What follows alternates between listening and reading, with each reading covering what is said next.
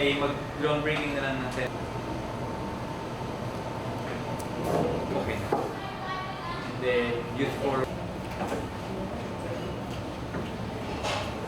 merong prayer from Ustad Yusuf. Meron po kasi supposed to be, di ba? 9 o'clock tayo mag- Kasi apat. Parang nangyari na sa atin to ah.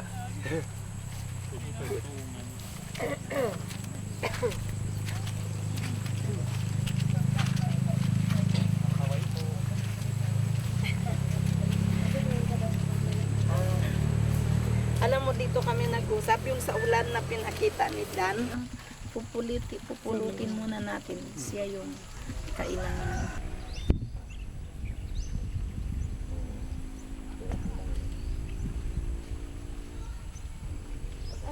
May kapasisiksik sa amin, pasakan. Hindi kasi Bertuso. Ilalo ni Bertuso.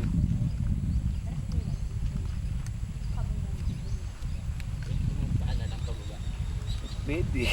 Indo ka naman sa likod eh. Mas maglinis na tayo ng paano sa eskwela. May tubig.